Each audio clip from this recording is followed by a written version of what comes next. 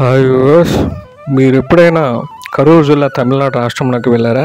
అయితే ఇక్కడే Karur Vysya bank head office చాలా పెద్ద స్థలంలో కట్టబడింది. మనం నిస్సంకోచంగా మన తెలుగువారు ఎవరైనా బ్యాంక్ అకౌంట్ ఓపెన్ చేసుకోవచ్చు, అన్ని రకాల లావాదేవీలు జరుపుకోవచ్చు. అయితే మన అందరికీ ఈ బ్యాంకు గురించి తెలుసు, కానీ తమిళనాడు రాష్ట్రంలో ఉన్న కరూరు జిల్లా ఎంతో ప్రాధాన్యత కలిగి ఉంది. ఆ ప్రాధాన్యత ఏమిటో నేను మీకు ఇప్పుడు తెలియజేస్తాను. ఎంతోమంది ఋషులు లేదా మహాసన్యాసులు పుట్టి పెరిగి ఎన్నో మహిమలు చూపించిన నేల ఈ కరూరు జిల్లా ప్రాంతం. అయితే తమిళనాడులో అన్ని జిల్లాల్లో కూడా పెద్ద పెద్ద ఆలయాలు నిర్మితమైనవి. వాటిని చూడడానికి మన రెండు కళ్ళు చాలవు. ఇప్పుడు ఈ కరూరు జిల్లాలో కొన్ని సంవత్సరాల క్రితం ఎంతోమంది ఋషుల్లో లేదా మహాసన్యాసుల్లో నేను అందరికీ ఆశ్చర్యపరిచే అద్భుతాలు సృష్టించిన ఒక మహాసన్యాసి గురించి ఈరోజు మీకు కొన్ని విషయాలు తెలియజేయాలనుకుంటున్నాను. ఆ మహాసన్యాసి పేరు సదాశివ బ్రహ్మేంద్ర స్వామి, శివుడు భక్తుడు. సదాశివ బ్రహ్మేంద్ర 15వ-16వ శతాబ్దపు ఒక మహాసన్యాసి, కర్ణాటక సంగీత స్వరకర్త మరియు అద్వైత తత్వవేత్త మరియు మహాసన్యాసి. శ్రీ పరమశివేంద్ర సరస్వతి కంచి కామకోటపతి పీఠం 57వ శంకరాచార్య శిష్యుడు. వీరు 1615లో తమిళనాడులో తిరువెంకాడు సమీపంలో నివసించారు. అది ఇప్పుడు తిరువెంగాడు అని పిలుస్తారు. ఈ రోజుకి కూడా చిన్న లేదా పెద్ద మఠాల నుండి సాధువులు వచ్చి ఆయనకు మరియు అతని గురు పరంపరకు నివాళులు అర్పించడానికి ఆయన అధిష్టానం వద్ద సాష్టాంగ నమస్కారం చేస్తారు. దురదృష్టవశాత్తు అతని సంగీత కంపోజిషన్స్లో కొన్ని మాత్రమే మిగిలి ఉన్నాయి, కానీ ఇవి కర్ణాటక సంగీతం యొక్క గొప్ప స్వరకల్పనగా గుర్తించబడ్డాయి. ఆయన జీవిత చరిత్ర ఏ విధంగా ఉందో మనం ఇప్పుడు తెలుసుకుందాం. సదాశివ 15వ శతాబ్దంలో తెలుగు బ్రాహ్మణ దంపతులైన మోక్ష సోమసుందర అవధాని మరియు పార్వతికి జన్మించాడు. ఆయన మొదటి పేరు శివరామకృష్ణ. సదాశివ 15 నుండి 16వ శతాబ్దంలో తమిళనాడులోని కుంభకోణంలో నివసించారు. అతను తిరువిసనల్లూరులో సంస్కృతంలో వేదాలు మరియు ఇతర వివిధ విషయాలు నేర్చుకోవడానికి వెళ్ళాడు. అతను సమకాలీనులైన శ్రీధర వెంకటేశ అయ్యవాల్ మరియు శ్రీ భగవాన్ నామ బోధేంద్రులు ఆ సమయంలో సమీప ప్రాంతాలు నివసించారు. సత్యాన్వేషంలో శివరామకృష్ణ తన ఇంటి నుండి బయలుదేరారు. అతను శ్రీ పరమశివేంద్ర సరస్వతి యొక్క శిష్యుడు అయ్యాడు. అతను ఆత్మవిచారాన్ని ప్రారంభించాడు మరియు తన గురువు నుండి మహావాక్య ఉపదేశాలను అందుకున్నాడు. సన్యాసం తీసుకున్న తర్వాత అతను నగ్నంగా లేదా పాక్షికంగా లేదా ట్రాన్స్ లాంటి స్థితిలో తిరిగాడని చెబుతారు. అతను ఏకాంతంగా మరియు తరచూ ధ్యానంలో ఉన్నట్లు వర్ణించబడ్డాయి. అతను సజీవంగా ఉన్నప్పుడు అనేక అద్భుతాలు చేశాడని చెప్పబడింది. వాటిలో కొన్ని ప్రముఖమైనవి నేను వివరిస్తాను. పరమహంస యోగానంద రచించిన యోగి యొక్క స్వీయ చరిత్ర అధ్యాయం 41లో అతని జీవ సమాధి స్థలం గురించి క్లుప్తంగా ప్రస్తావించబడింది. ఆయన చేసినటువంటి అద్భుతాలు ఏంటంటే, మహాధనపురంలో కావేరి నది ఒడ్డున అతన్ని కొంతమంది పిల్లలు 100 మైళ్ళ కంటే ఎక్కువ దూరంలో ఉన్న మదురైకి వార్షిక పండుగ కోసం తీసుకెళ్లమని అడిగారు. సాధువు వారిని కళ్ళు మూసుకోమని అడిగాడు మరియు కొన్ని సెకండ్ల తర్వాత వారు తిరిగి కళ్ళు తెరిచారు మరియు వారు మదురైలో ఉన్నట్లు గుర్తించారు. అతను ఆత్మవిద్యా విలాస అనే అద్వైత రచనను కూడా రచించాడు. ఈ కథకు ఉపసంహారం కూడా ఉంది. మరుసటి రోజు ఈ కథ విని నమ్మలేని మరో యువకుడు సదాశివుడిని కూడా ఈ పండుగ తీసుకెళ్ళమని అడిగాడు. యువకుడు వెంటనే సుదూర నగరంలో కనిపించాడని చెబుతారు. తిరిగి వచ్చే సమయానికి సదాశివుడు ఎక్కడా కనిపించలేదు. యువకులు కాలినడకన తిరిగి వెళ్ళవలసి వచ్చింది. ధాన్యాల కుప్ప దగ్గర విశ్రాంతి తీసుకుంటూ ధ్యానం చేయడం ప్రారంభించాడు. ఆ భూమిని కలిగి ఉన్న రైతు సదాశివుని దొంగగా భావించి అతన్ని కొట్టడానికి ప్రయత్నించాడు. సాధువును కొట్టడానికి రైతు తన కర్రను ఎత్తాడు. కానీ విగ్రహం అయ్యాడు. సదాశివుడు ధ్యానం ముగించి రైతును చూసి చిరునవ్వు నవ్వేంత వరకు అతను ఉదయం వరకు అలాగే ఉన్నాడు. రైతు తన సాధారణ స్థితికి తిరిగి వచ్చాడు మరియు సాధువుని క్షమించమని అడిగాడు. మరొక సమయంలో కావేరీ నది ఒడ్డున ధ్యానం చేస్తున్నప్పుడు అతను ఒక్కసారిగా నది వరదలో కొట్టుకుపోయాడు. కొన్ని వారాల తర్వాత కొంతమంది గ్రామస్తులు మట్టి దెబ్బ దగ్గర తవ్వుతుండగా వారి గంటపారలు అతని శరీరాన్ని తాకాయి. అతను వెంటనే లేచి వెళ్ళిపోయాడు. ఇక సదాశివ బ్రహ్మేంద్ర గారు సందర్శించినటువంటి ప్రాంతాలు ఏమిటి? తంజావూరులోని సరస్వతి మహల్ లైబ్రరీ, ఆసియాలోని పురాతన గ్రంథాలయాల్లో ఇదొకటి బ్రహ్మేంద్ర గారు సందర్శించారు. ప్రసన్న వెంకటేశ్వర దేవాలయం, అతను పుదుకొట్టై రాజా తాండమాన్ను కలుసుకున్నాడని మరియు అతనికి దక్షిణామూర్తి మంత్రానికి దీక్ష ఇచ్చాడని చెబుతారు. ఇసుకపై మంత్రాన్ని రాసుకున్నాడని చెబుతారు. ఈ ఇసుకను రాజు కైవసం చేసుకున్నారు. మరి ఇది ఇప్పటి వరకు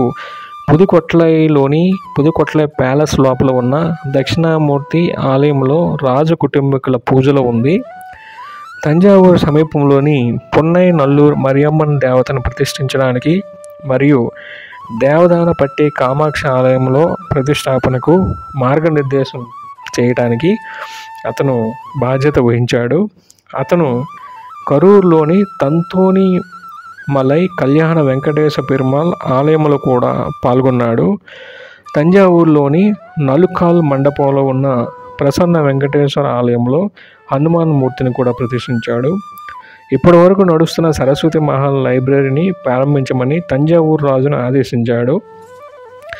అతను కుంభకోణంలోని తిరునాగేశ్వర రాహుస్థలం ఆలయంలో గణేష్ మరియు శక్తివంతమైన గణేష్ యంత్రాన్ని కూడా స్థాపించాడు. ఆలయంలోని ఒక శాసనం దేనికి సాక్ష్యంగా ఉంది? ఆలయ ప్రవేశ ద్వారం వద్ద ఈ మందిరం ఇప్పటికే చూడవచ్చును. సదాశివ బ్రహ్మేంద్ర గారి విగ్రహాలు ఎక్కడెక్కడ ఉన్నాయో తెలుసుకుందాం. తిరుచులోని నంద్రుదయాన్ వినాయక ఆలయంలో ఆయన కోసం ఒక మందిరం ఉంది.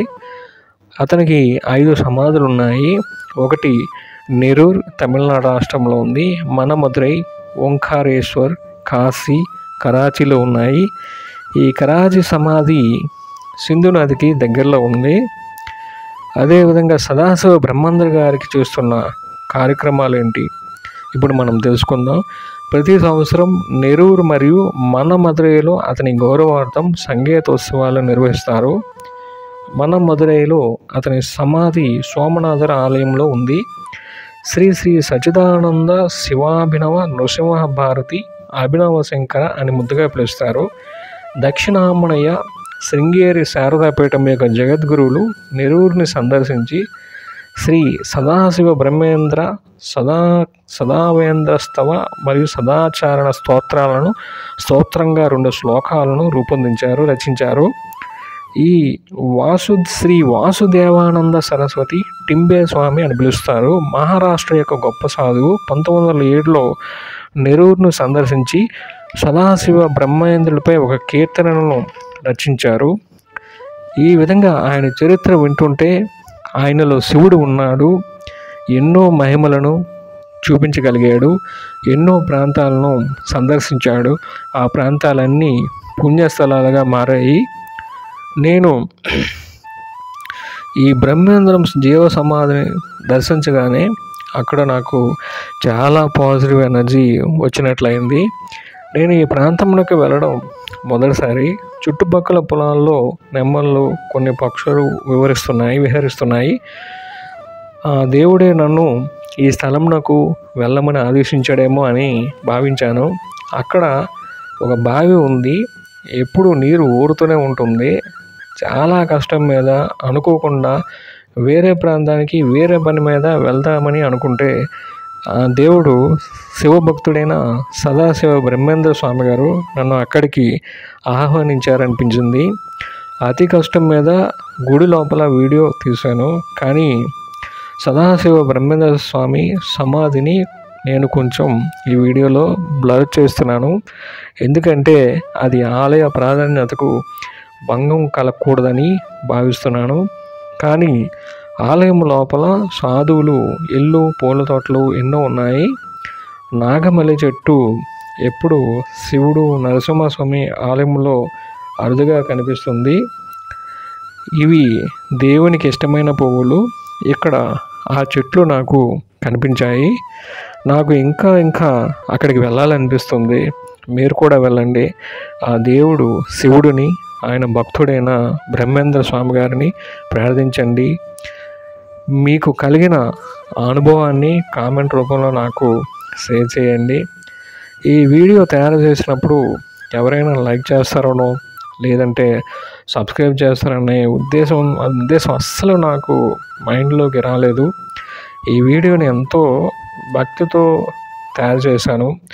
చేస్తున్నప్పుడల్లా శివుడు ఆయన చేసినటువంటి మహిమలు ఇవన్నీ గుర్తుకొస్తున్నట్లే అనిపించింది ఈ వీడియో తయారు చేసినప్పుడు. ఇది ఒక దైవం నాకు సంబంధించిన వీడియో. అందరూ చూడండి. ఆయన విషయాలు తెలుసుకుంటుంటే మనలో వైరాగ్యం మరింత ఎక్కువ అవుతుంది.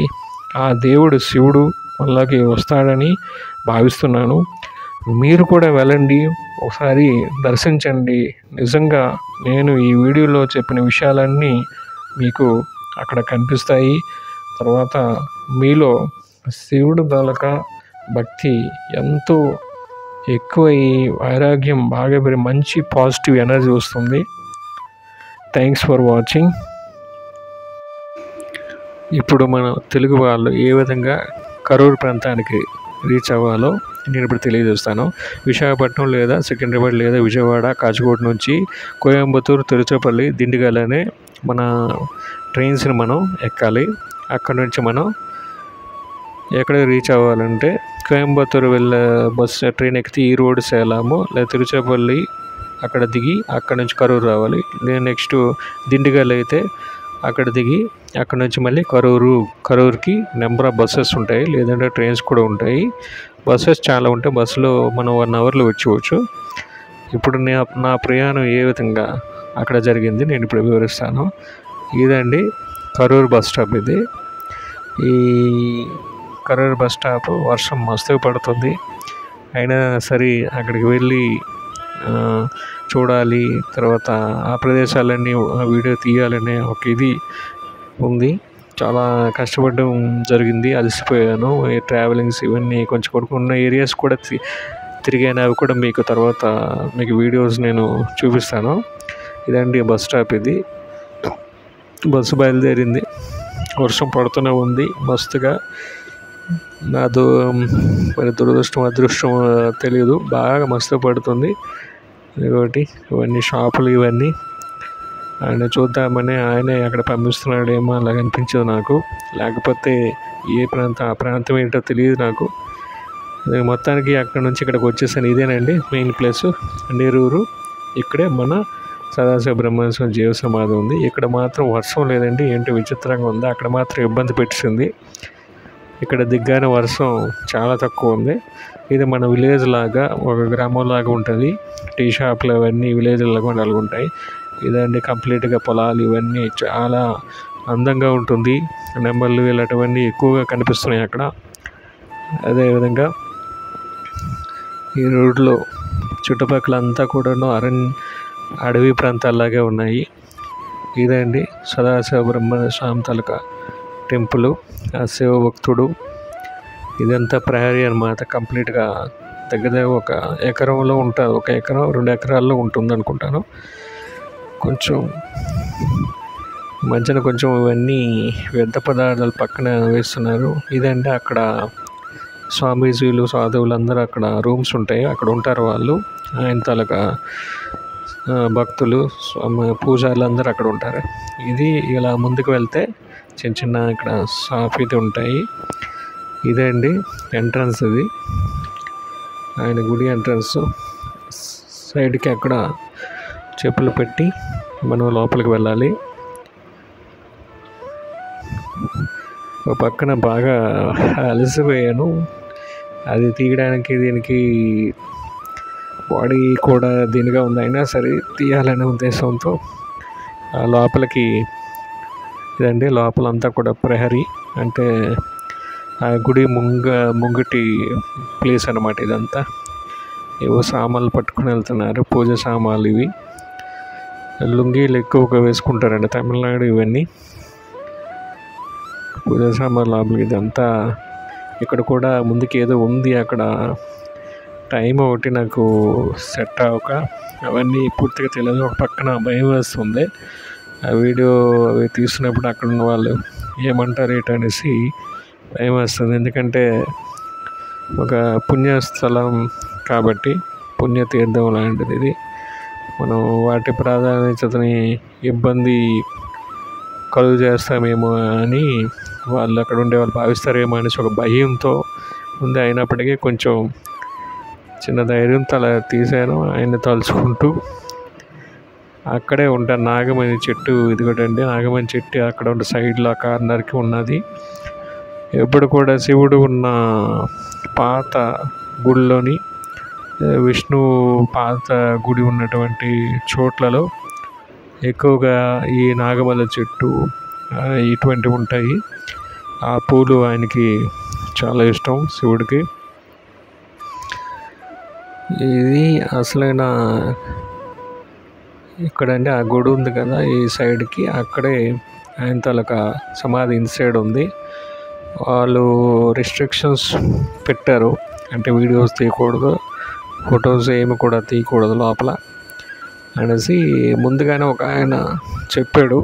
అయినా సరే కొంచెం అలాగే చెప్పాను, కొంచెం జాగ్రత్తగా సీక్రెట్గా లోపలికి వెళ్ళి సీక్రెట్ మోడ్లోని పెట్టేసి అలాగా మెల్లగా తీసాను. కొంత కవర్ అయింది,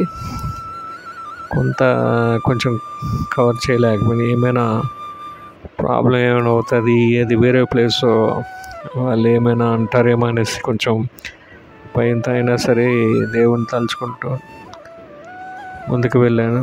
ఇవన్నీ నందులండి. నంది శివుడు మెయిన్ కదా, ఆయన భక్తుడే కదా, ఆయన వల్లే కదా మహిమలు. ఏదేమైనా పరమాత్మ శివుడిని మనం భక్తితో తలుచుకుంటే మనం కూడా ఒక బ్రహ్మేంద్రలాగా మంచి వ్యక్తిగా, మంచి ప్రవర్తన కలిగి ఉండి మనలో కొన్ని పాజిటివ్ ఎనర్జీస్ అనేవి మనలోకి వస్తాయనేసి నేను కూడా భావిస్తున్నాను. ఇదంతా గుడి అండి, శివుడు దక్షిణామూర్తి గుడి ఇదంతా. ఆయన దక్షిణామూర్తి అంటే పరమాత్ముడు, శివుడు. ఇదండి మెయిన్, ఇది ఇక్కడే ఉంటుంది సమాధి. కానీ అది చూపించకుండా మీకు అక్కడ ఇమేజ్ పెట్టాను సైడ్కి, ఈ సైడ్లో ఉంటుంది అది కాదు, కానీ పూర్తిగా నేను చూపించలేదు. ఆలయ ప్రాధాన్యత గురించి నేను అది చూపించకుండా, ఇదంతా సమాధికి చుట్టుపక్కల వరండా. అది తమిళ్లోని అన్ని రాసున్నారు, శ్లోకాలు అర్థం అవ్వలేదు. ఇది మన వరండా లోపల ఒక నుయ్యి అనమాట, అప్పటి నుంచి పాత నుయ్యి ఇది. ఇది చాలా ఎప్పుడు నీరు ఊరుతూనే ఉంటుంది. ప్రతి వాళ్ళ మోటార్ అటువంటి ఏమీ వేయరు, కానీ వాటర్ వస్తూనే ఉంటుంది. ఇది సమాధి పక్కన ఉన్నటువంటి ప్రహరీ ఇది ఇంత అది తీసుకోవచ్చు అన్నారు. బయట కాబట్టి బయట నో ప్రాబ్లం, కొంచెం మనం తీసుకోవచ్చు.